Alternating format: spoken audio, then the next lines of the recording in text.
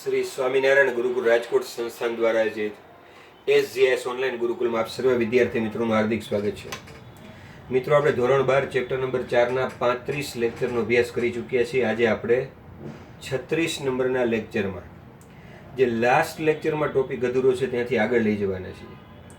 મિત્રો, આ લાસ્ટ લેક્ચરમાં આપણે આ વસ્તુઓ ભણેલા હતા કે આ રીતે ગેલ્વેનોમીટરને જ્યારે આપણે પ્રવાહ માપક તરીકે ઉપયોગમાં લેવું હોય તો ઘણી બધી મુશ્કેલીઓ પડે છે. જેમ કે પ્રવાહ માપકને શ્રેણીમાં જોડવાથી પરિપથનો કુલ અવરોધ જે પહેલાં તો એ જ બદલાઈ જાય છે, પરિણામે પ્રવાહ જ બદલાઈ જાય છે. બીજું, ગેલ્વેનોમીટર સંવેદનશીલ છે અને નુકસાન થાય છે. I²RT અનુસાર ઉષ્મા ઉર્જા ઉત્પન્ન થતાં તેનું ગૂંચળું બળી જવાની શક્યતા છે. આવા ઘણા બધા કારણોને લીધે ગેલ્વેનોમીટરને સીધું એમીટર તરીકે ઉપયોગમાં લેવાને બદલે તેની સાથે સમાંતરમાં અત્યંત નાના મૂલ્યનો સૈદ્ધાંતિક રીતે શૂન્ય એવો શન્ટ RS આપણે સમાંતરમાં જોડવાનું નક્કી કર્યું, જેથી આ બંને આખી જે રચના બનાવી એમીટર એનો પરિણામી અવરોધ આ બંને સમાંતરમાં હોવાથી આ અવરોધ કરતાં પણ નાનો થઈ જાય. પરિણામે હવે આ સમગ્ર સાધનને ક્યાંય શ્રેણીમાં જોડ્યું હોય તો તેનો અવરોધ લગભગ શૂન્યવત હોય. બીજું કે અહીંથી જે કુલ પ્રવાહ અહીં આવે છે એમાંથી મોટા ભાગનો પ્રવાહ અહીંથી પસાર થાય અને આ બાજુથી માત્ર ગેલ્વેનોમીટરની જે પ્રવાહ ક્ષમતા છે IG એટલો જ પ્રવાહ પસાર થવાથી ગેલ્વેનોમીટરને નુકસાન પણ ન થાય. કિર્ચોફના નિયમ પ્રમાણે આપણે આ તરફ મુસાફરી કરી, જો આપણે ઉલટી મુસાફરી કરીએ તો આ તરફ, તો આપણે આ પદ પ્લસમાં લેત કે આમાંથી જે પ્રવાહ પસાર થાય છે I - IG ગુણ્યા RS, અને અહીંયા પહોંચે તો આ પદ છે એ માઇનસ લેત. એનાથી આપણા સાદુ રૂપમાં કે સૂત્રમાં જવાબમાં કોઈ ફરક પડત નહીં. હવે ટોપિકને આપણે આગળ એવી કરી જઈએ કે દાખલા તરીકે કોઈ ગેલ્વેનોમીટરની પ્રવાહ ક્ષમતા IG છે અત્યારે, અને નવી ક્ષમતા આપણે એ મીટરની I કરવી છે. તો એ અહીંયા સૂત્રમાં છે જ કે IG એટલે જૂની ક્ષમતા છે, RG એટલે ગેલ્વેનોમીટરનો અવરોધ છે, અને I એટલે નવી ક્ષમતા જે આપણે વધારવી છે. તો અહીંયા આપણે કિંમત મૂકી શકીએ. પણ હવે એક શોર્ટકટ તરીકે આપણે વિચારીએ મિત્રો, મેં કીધું એમ GNET ગુજકેટમાં પણ ઘણી જગ્યાએ કામ આવવાનું જ છે. ઘણા બધા ટોપિક તો આપણે વિડીયો લેક્ચરમાં નહીં જ લઈએ આ રીતે ઓપનમાં. ઘણી બધી શોર્ટકટ ને ટેકનિક્સ ટિપ્સ છે. તો અહીંયા આપણે અમુક એવી છે જે બહુ સામાન્ય છે, એ આપણે લઈ શકીએ કે ભાઈ અત્યારે I છે નવી ક્ષમતા. ક્યાંક તમને એવી ચોખવટ કરેલી હોય કે આ નવી ક્ષમતા જૂની ક્ષમતા કરતાં n ગણી કરવી છે. એટલે કે આ જે I છે, આ નવી ક્ષમતા એ NIG જેટલી છે. તો એવા સમયે મિત્રો આપણને શોર્ટકટ ખબર પડી શકે કે આ શન્ટ કેટલો જોડવો જોઈએ. તો કે શન્ટના સૂત્રમાં RS બરાબર IG RG એમને રાખીએ, અને છેદમાં જે I - IG છે એમાં I ની જગ્યાએ આપણે NIG લખીએ, માઇનસ IG. આ બંનેમાંથી આપણે IG કોમન કાઢીએ તો RS બરાબર IG RG છેદમાં IG કોમન અને કૌંસમાં n-1. IG કેન્સલ કરીએ તો હવે તમારે ખૂબ સરળતાથી કહી શકાય કે શન્ટ કેટલો જોડવો પડશે. તો કે જે ગેલ્વેનોમીટરનો મૂળ અવરોધ છે RG, ધારો કે 20 ઓહમ અવરોધ ધરાવે છે ગેલ્વેનોમીટર મૂળ, એના છેદમાં n-1 જેટલું. એટલે કે હવે તમને કોઈ એમ કે આ ક્ષમતા 50 ગણી કરવી છે તો 50 - 1 એટલે ખાલી RG ને 49 વડે ભાગી નાખો એટલે ડાયરેક્ટ શોર્ટકટમાં આપણને આ જવાબ મળી શકે છે. પણ આ સૂત્રનો ઉપયોગ કઈ રીતે કરવો, 50 ગણી કઈ રીતે, એ પણ આપણે MCQ ની પ્રેક્ટિસમાં જોઈશું. એટલે એ પણ ચિંતા ન કરો, અત્યારે આપણે સૂત્ર જોવાનું છે કે આ સૂત્ર કઈ રીતે તૈયાર થયું. હવે આપણે મિત્રો ગેલ્વેનોમીટરને પ્રવાહ માપક તરીકે જેમ ઉપયોગ કર્યો તેમ આપણે વોલ્ટેજ માપક તરીકે પણ ઉપયોગ કરવો છે. તો હવે એમાં શું ફેરફાર કરવો પડશે? જેમ આમાં આપણે સમાંતરમાં શન્ટ જોડવો પડ્યો, એમાં વોલ્ટેજ માપન માટે શું કરવું પડે? હવે જનરલી છે ને મિત્રો, ત્રીજું ચેપ્ટર જો આપ ભણી ગયા હોય તો ઘણી બધી વસ્તુને ખબર હોય, એટલે મારે થોડું અહીંયા ધીમે ચાલી અને જે ત્રીજું ચેપ્ટર આપ ભણ્યા નથી એટલે એની થોડી બાબતોનો પણ અહીંયા સમાવેશ કરવો પડશે. ધારો કે અહીંયા એક બેટરી છે, એનો વોલ્ટેજ E જેટલો છે, સમજાવવા માટે કહું છું. અહીંયા એક અવરોધ જોડેલો છે, ધારો કે R1 જેટલો છે, અને સાથે હજી એક અવરોધ જોડેલો છે R, અને આ રીતે કોઈ એક પરિપથ છે. હવે કોઈ તમને એમ કે આના બે છેડા વચ્ચેનો વોલ્ટેજ માપો. વોલ્ટેજ હંમેશા બે બિંદુઓ વચ્ચેનો મપાય. વોલ્ટેજ એટલે PD, પોટેન્શિયલ ડિફરન્સ, બે બિંદુઓ વચ્ચે વિદ્યુત સ્થિતિમાનનો તફાવત. પણ મેં કીધું એમ કે આ થોડીક આગળની વાત છે, એટલે અત્યારે તમારે શોર્ટકટમાં આ ટોપિક પૂરતું જ યાદ રાખવાનું કે મારે આ બે બિંદુ વચ્ચેનો વોલ્ટેજ માપવો છે. એટલે હવે તમે છે ને એ ત્રીજું ચેપ્ટર ભણશો આખું એટલે ખ્યાલ આવી જશે કે આ બે બિંદુ વચ્ચેનો વોલ્ટેજ કઈ રીતના. પણ અત્યારે આપણે એવું વિચારીએ કે આ બે બિંદુ વચ્ચેનો વોલ્ટેજ. હવે વોલ્ટેજ એટલે સામાન્ય રીતે શું? તો કે વોલ્ટેજ એટલે I ગુણ્યા R. વી બરાબર આઈઆર, સૂત્ર સાદું, બરોબર છે. હવે મારે આ અવરોધના બે છેડા વચ્ચે માપવો છે, તો આર તો એ થયો. પ્રશ્ન એ છે પ્રવાહ શું થાય? તો કે આ જ સૂત્રમાં પ્રવાહને કરતા બનાવો, આર છેદમાં જાય એટલે તમે લખી શકો કે પ્રવાહ બરાબર વોલ્ટેજના છેદમાં અવરોધ.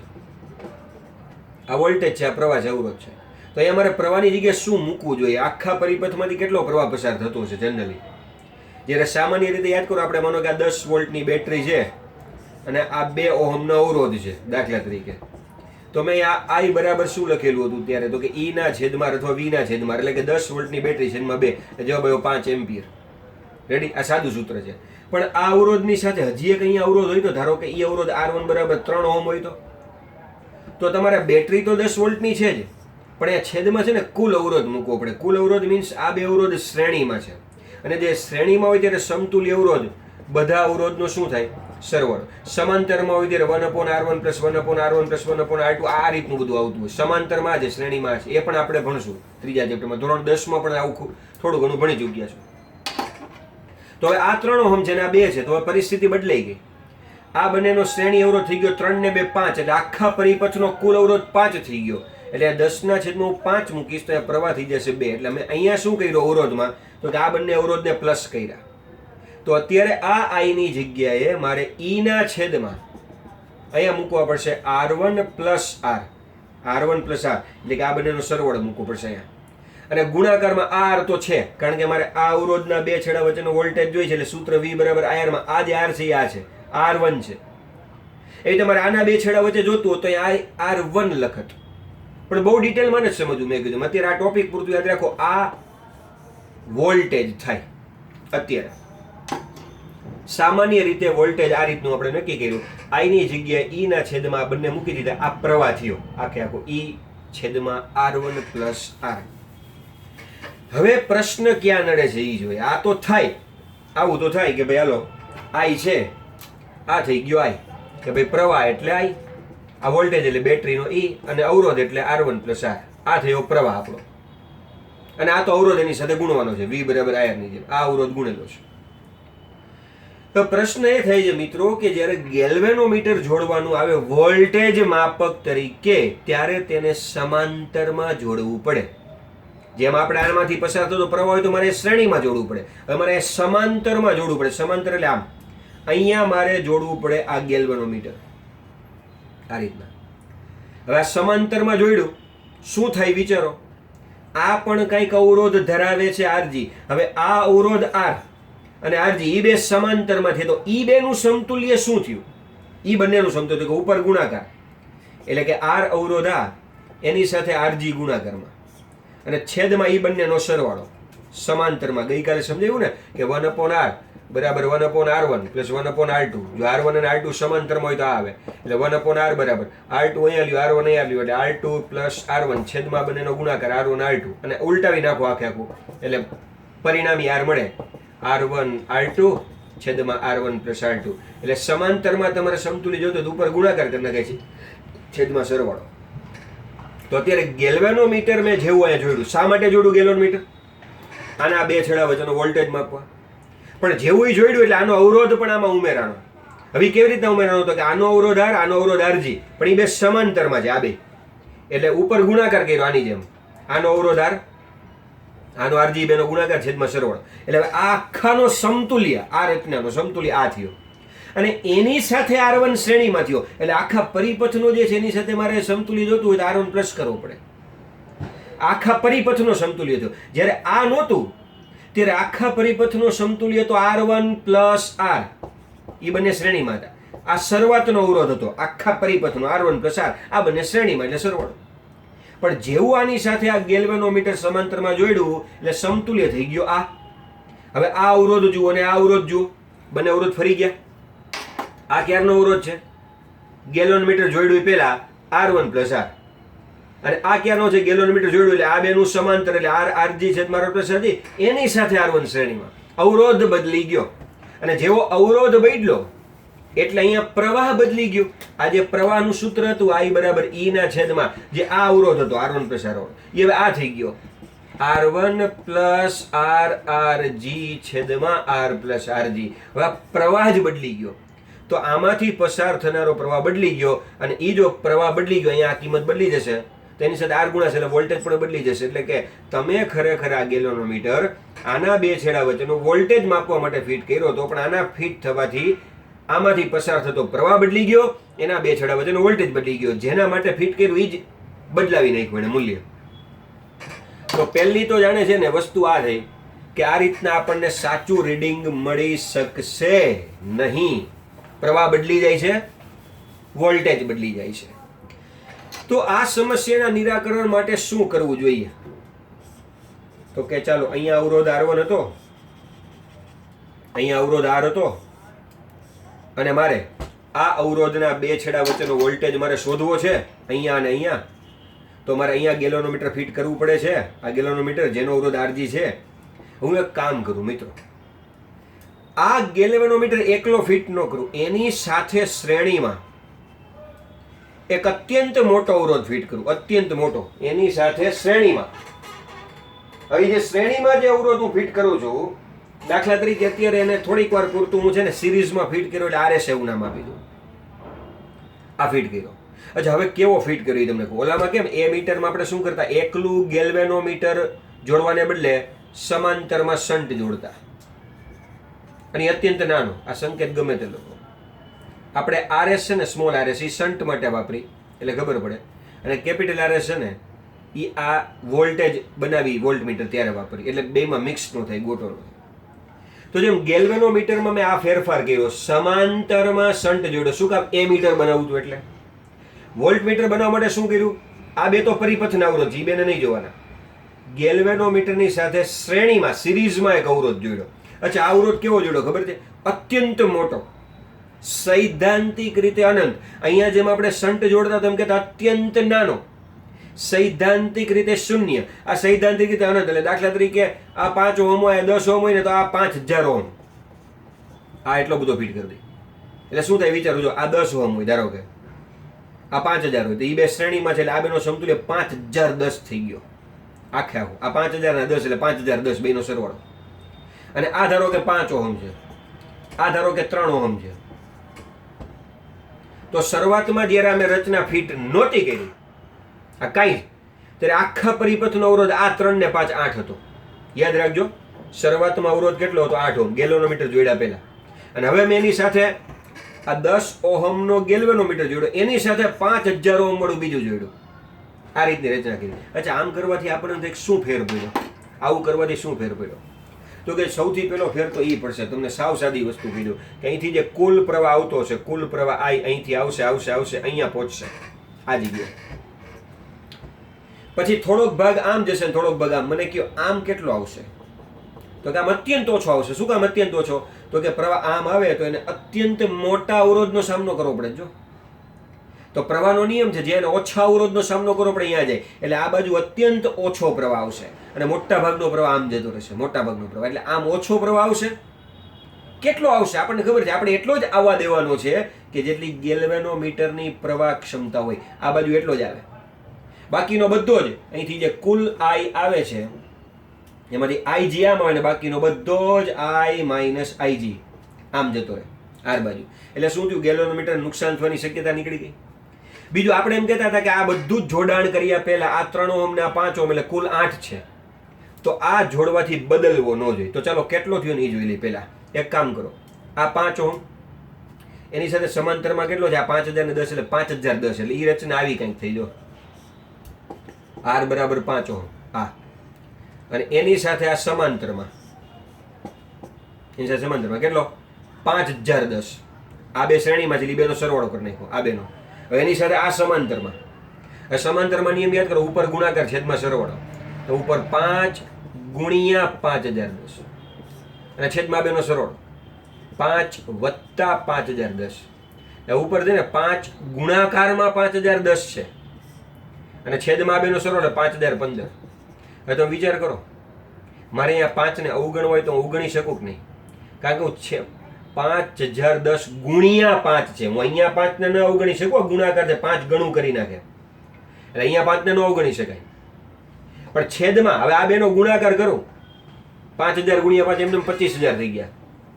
હવે એને હું 5010 વડે ભાગું, 5015 વડે બહુ જાજો ફેર ન પડે, એટલે કે લગભગ આ 5 જે સરવાળામાં છે ને અવગણી શકાય. હવે ચાલો આને અવગણી નાખ્યા, 0 કરી નાખ્યા, તો હવે બચ્યું 5 ગુણ્યા 5010 છેદમાં 5000, તો આ બે તો ઉડી ગયા, તો આ 5 નું 5 જ રહ્યું. એટલે કે આ જે 3 ઓહમ ને 5 ઓહમ હતા એની સાથે જ્યારે ગેલ્વેનોમીટર જોડ્યો તો આ 5 બદલી જતો, તો એવું ન થયું. આ ખૂબ મોટો ફિટ કરી દીધો, પરિણામે એવું થયું કે આ બેનો સમતુલ્ય લગભગ 5 જ થયો. એટલે આ જોડવાથી અવરોધ ન બદલ્યો, અને એ 5 થયો એટલે 5 ની સાથે 3, એટલે પેલા જેવું જ 8 થઈ ગયું. રેડી? અથવા સમીકરણની દ્રષ્ટિએ જો સમજવું હોય તમારે, તો સમીકરણની દ્રષ્ટિએ આપણે આ રીતે સમજાવીએ કે જ્યારે આ નહોતું ત્યારે કોણ કોણ હતું? R1 અને R. ચાલો આ બે હતા શ્રેણીમાં, અહીંયા બેટરી હતી ને આ બધું આમ હતું. તો આખા પરિપથનો સમતુલ્ય R ડબલ ડેશ કહું છું કેટલો હતો? તો કે આ બેના સરવાળા જેટલો, R1 plus R double dash. હવે આની સાથે આપણે શું જોડ્યું? ગેલ્વેનોમીટર જોડ્યું, એની સાથે અત્યંત મોટો અવરોધ જોડ્યો RS, આ રીતના જોડ્યું, આ રીતના. તો હવે શું થશે એ કયો? તો કે R ડબલ ડેશ ની બદલે ટ્રિપલ ડેશ કરી નાખ્યા. હાલો, તો કેટલું થાય? આ તો R1 એમને રહેશે, વત્તા હવે R નથી, R નો આ બધાની સાથે ગુણાકાર ભાગાકાર મારે કરવો પડશે. રેડી? તો અહીંયા એવું થયું કે અત્યારે RS ધ્યાનમાં જ લે, તો આ G એક જ અવરોધ ધ્યાનમાં લે, તો આ બેનો ગુણાકાર RRG છેદમાં R પ્લસ RG, આવું થઈ ગયું. હવે જો હું આ ગેલ્વેનોમીટરની સાથે RS ખૂબ મોટો જોડી આ બેનો સમતુલ્ય અત્યંત મોટો કરી નાખું, 5010 જેવો, એટલે કે RG ખૂબ મોટો કરી નાખું, ગેલ્વેનોમીટરનો અવરોધ પરિણામી અવરોધ ખૂબ મોટો કરી નાખે, તો હું આ R ને અવગણી શકીશ. એની સાથે આ જે નાનકડો R છે હું આને અવગણી નાખીશ. હવે ભાઈ છે RRG છેદમાંથી, તો બસ RG ઉડી ગયું, તો આ પહેલા જેટલું જ રહ્યું R1 પ્લસ R. તો કહેવાનો અર્થ એ થયો મિત્રો કે અહીંયા ગેલ્વેનોમીટરનો અવરોધ અત્યંત મોટો કરવાનો છે. એ મીટરમાં શું કરવાનું? ગેલ્વેનોમીટરનો અવરોધ અત્યંત નાનો કરવાનો હતો, એટલે આપણે ગેલ્વેનોમીટર સાથે સમાંતરમાં શન્ટ જોડ્યો, અને અત્યંત નાનો જોડ્યો. એટલે સમાંતરમાં શું હોય કે આ બે જે નાનામાં નાનું એના કરતાં પણ નાનું થાય, એટલે અત્યંત નાનો થઈ ગયો, કારણ કે શ્રેણીમાં જોડતા હતા, આપણે અવરોધ નાનો કરવાનો હતો, આમાં આપણે મોટો કરવાનો છે. તો ખૂબ જ સરળ વસ્તુ થઈ ગઈ કે આપણે અહીંથી IG જેટલો પ્રવાહ આમાં આવશે, અને ગેલ્વેનોમીટરની સાથે આપણે મોટો અવરોધ ફિટ કરવો પડશે સૈદ્ધાંતિક રીતે અનંત. બરોબર? અમુક વસ્તુ જે વોલ્ટેજની છે એનો કદાચ ને ડાઉટ હોય આમાં, તો એ બધું છે ને મિત્રો બીજા ત્રીજા ચેપ્ટરમાં આવે છે, જે આપણે થોડુંક ભણવાનું બાકી છે, એટલે ત્યારે ક્લિયર થઈ જશે. પણ લગભગ અત્યારે મેં એવી જ રીતે સમજાવ્યું છે કે ક્યાંય વાંધો ન આવે, બહુ સરળ ભાષામાં, કે અહીંથી IG જેટલો જ પ્રવાહ આવે છે, બાકીનો I માઇનસ IG બધો અહીંયા ગયો છે, અને અહીંયા ગેલ્વેનોમીટરની સાથે અત્યંત મોટો અવરોધ ફિટ કરવો છે. હું ખાલી આટલી જ આકૃતિ અલગથી દોરું છું.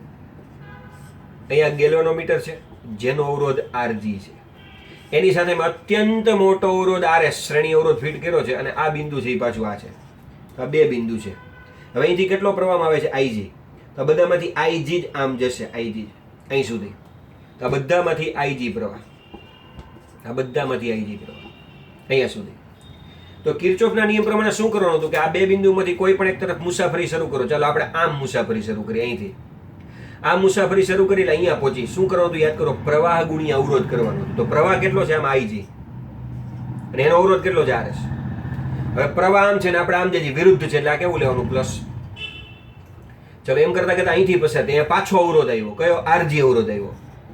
એમાંથી કેટલો પ્રવાહ પસાર થાય? IG. પ્રવાહ ગુણ્યા અવરોધ કરવાનું, અને એમાં પણ પ્રવાહમાં આવે છે ને આપણે આમ દઈ દઈએ, એ પણ પ્લસ. તો ચલો અહીંથી નીકળ્યા અહીં સુધી પહોંચ્યા, એના બરાબર આપણે શું લેશું? તો કે 0. રેડી? અથવા 0 ન લેવું હોય, સોરી, તો આપણે શું કરી શકીએ? હજી એક રીતે, બીજી રીતે સમજાવું કે ધારો કે આ બિંદુ છે ને એનું B નામ આપું, આ બિંદુનું A નામ આપું. થોડુંક બીજા ચેપ્ટરનું આવે છે પણ સમજજો અહીંયા કે આ B ને A છે, તો અહીંનો વોલ્ટેજ VA થયો, અહીંનો વોલ્ટેજ VB થયો. હવે છે ને હંમેશા પ્રવાહ ઊંચા સ્થિતિમાનથી નીચા સ્થિતિમાન તરફ જાય, એટલે પ્રવાહ આમ જાય છે ને એનો અર્થ એવો થયો આ VS સ્થિતિમાન ઊંચું છે, એ બિંદુનું વોલ્ટેજ ઊંચું છે, આનું વોલ્ટેજ નીચું છે, આનો અર્થ એવો થાય. આ બધું બીજા ત્રીજા ચેપ્ટરમાં બહુ ડિટેલમાં છે. આનું વોલ્ટેજ ઊંચું છે, આનું વોલ્ટેજ નીચું. હવે કેવી રીતના સી તમને સમજાવો કે આ છે ને 10 વોલ્ટ છે, આ 3 વોલ્ટ છે, બહુ સરળતાથી સમજો. આ 10 વોલ્ટના 3 વોલ્ટ, તો મારે એ નથી જાણવું કે આ 10 વોલ્ટ છે કે આ 3 વોલ્ટ છે, મારે એ જાણવું છે કે PD કેટલો છે. PD મીન્સ પોટેન્શિયલ ડિફરન્સ, તફાવત કેટલો છે.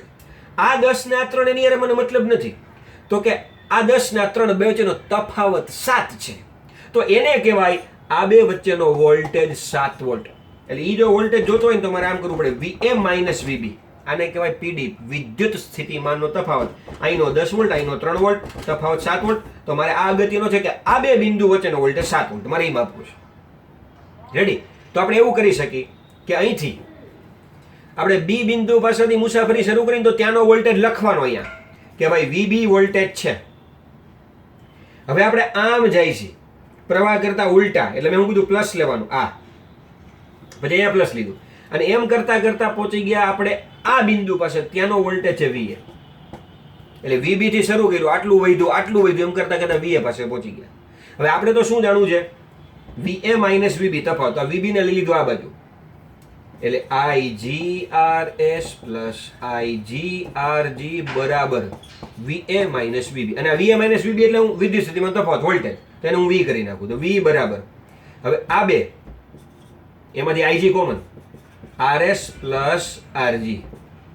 IG એના છેદમાં V ના છેદમાં IG બરાબર RS પ્લસ RG. હવે મારે શું જાણવું હતું? શું અહીંયા કઈ વસ્તુ ખબર છે? તો કે મને એ ખબર છે મારે કેટલા વોલ્ટેજ માપી શકે, વોલ્ટમીટર બનાવવું છે, ગેલોમીટરની પ્રવાહ ક્ષમતા ખબર છે, ગેલોમીટરનો અવરોધ ખબર છે. મારે એ જાણવું છે કે આ શ્રેણીમાં કેવડો અવરોધ ફિટ કરો. RS જાણવું છે, એટલે RS ને કરતા બનાવવું, એટલે V/IG એમને મને છે. અહીંયા RG આ તરફ આવી જશે એટલે માઇનસ RG. તો ચાલો મિત્રો, આ સૂત્ર જે આપણને મળ્યું એ RS એટલે કે શ્રેણીમાં કેવડો અવરોધ ફિટ કરવો જોઈએ. જેમ આપણે શન્ટનું સૂત્ર જોયેલું હતું, આપણે શન્ટનું સૂત્ર જે જોયેલું હતું એવી જ રીતે અહીંયા આ અવરોધનું આપણે સૂત્ર જોઈએ છે. આ છે વોલ્ટમીટરની ક્ષમતા, IG અને RG. આ ગેલોનોમીટરની પ્રવાહ ક્ષમતા અને ગેલોનોમીટરનો અવરોધ. અને આ ગેલોનોમીટર માંથી જે વોલ્ટમીટર બનાવી છે આ એનો વોલ્ટેજ, કે ભાઈ મારે 10 વોલ્ટ નો સ્થિતિમાનનો તફાવત માપી શકે એવું વોલ્ટમીટર બનાવવું છે, તો 10 વોલ્ટ. રેડી? તો અત્યારે અહીં સુધી રાખીએ, કારણ કે હજી આના ઉપરથી ઘણી બધી વસ્તુ સમજવાની છે. અને સાથે સાથે અત્યારે લગભગ વિડીયોની લેન્થ આપણે જોઈએ તો એ પણ લગભગ પૂરી થવા આવી છે. તો અહીં સુધીનો આખો પોર્શન ક્લિયર કરી રાખો, એટલે હવે આ સૂત્રને હજુ વધુ સારી રીતે સમજવા માટે કે આ વોલ્ટેજની જગ્યાએ શું મૂકી શકાય, આનું શોર્ટકટ શું છે, આનો ઉપયોગ કઈ રીતે કરવો, એ બધું પછી. તો અત્યારે આપણે ગેલ્વેનોમીટરમાંથી એમીટર કેમ બનાવીને વોલ્ટમીટર કેમ બનાવીને સૂત્રો આપણે જોયા છે.